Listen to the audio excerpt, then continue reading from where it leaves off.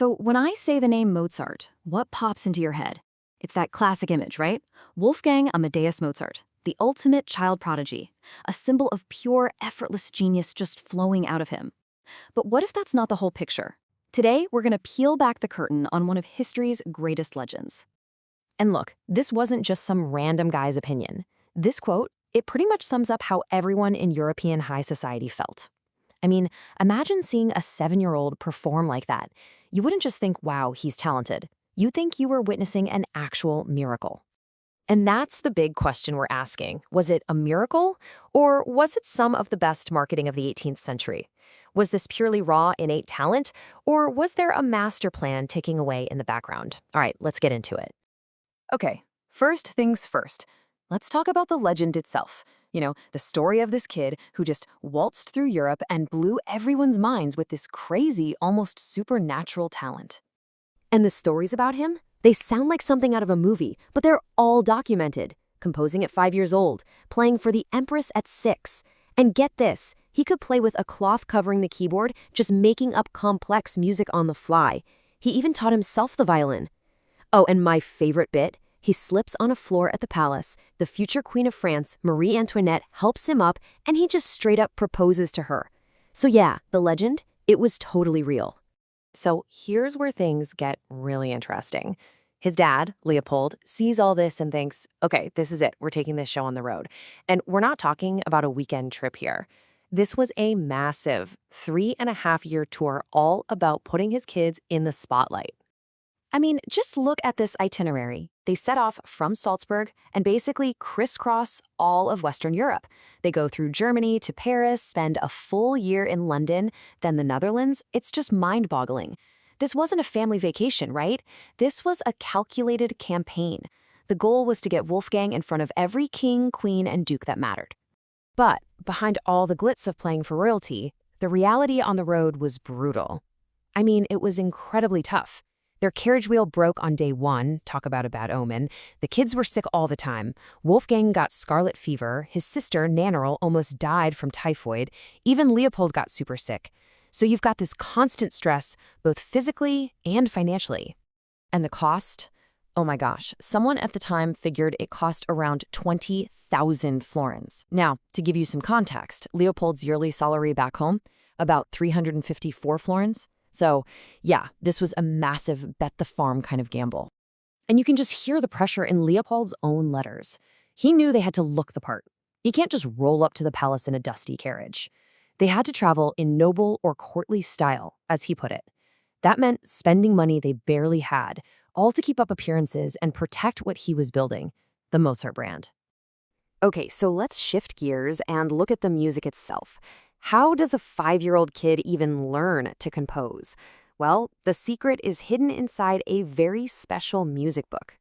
It's called the Nannerl Notenbook, or Nannerl's Music Book. Now, Leopold actually started it for his daughter, who was also a musical whiz, but it quickly turned into the sketchbook for Wolfgang's earliest compositions. It's an absolutely priceless look at how he was taught. So, you know the myth, right? Little Wolfgang just sits down, and these perfect little minuets pour out of him. The reality, when you look at this book, is kind of different. It's less like a diary of a genius and more like a carefully planned textbook. Leopold was writing down these pieces as part of a really strict, structured curriculum he designed for both his kids. And this chart just lays it all out perfectly.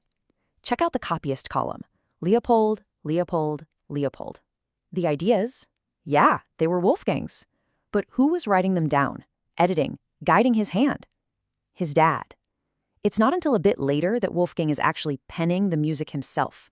This goes way beyond just helping out your kid. This was strategic. This was brand management. Which, of course, brings us right to the man pulling the strings, Leopold Mozart. This guy wasn't just a dad and a music teacher. He was the mastermind, the architect of the whole Mozart legend, a truly ambitious and brilliant strategist. Now, to the public, Leopold's story was simple. His son was a gift from God. He'd say he was just a humble servant, in charge of sharing the miracle which God let be born in Salzburg with the world. I mean, that's a heck of a marketing pitch, right? But today, historians see it a little differently. They see Leopold as this incredibly ambitious man who was carefully, almost obsessively, crafting his son's public image. He was manipulating everything: the music, the story, even how old people thought Wolfgang was. I mean, Leopold basically had a playbook.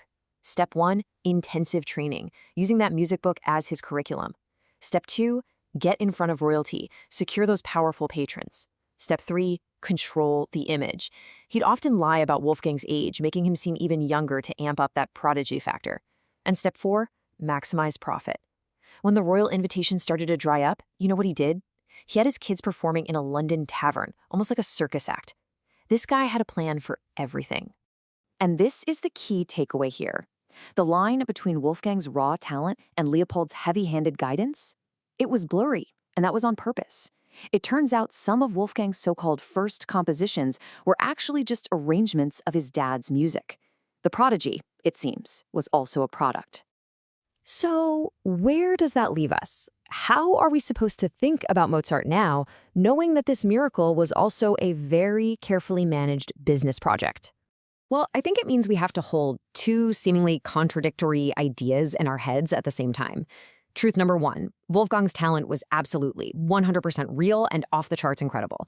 The kid absorbed everything like a sponge. He hears music by masters like J.C. Bach in London, and bam, he writes his first symphony at age 8. But truth number 2 is that this incredible raw talent was forged, packaged, and sold to the world by his father's relentless drive. The genius was real, but so was the marketing machine. And that leaves us with one last big question. Does knowing all this, the marketing, the ambition, the man behind the curtain, does it take away from the magic of Mozart? You know, I don't think so. In fact, maybe it makes his story even more amazing. It shows that even the most incredible genius isn't just about inspiration. It's also about perspiration. And maybe a little bit of really, really good marketing. Something to chew on.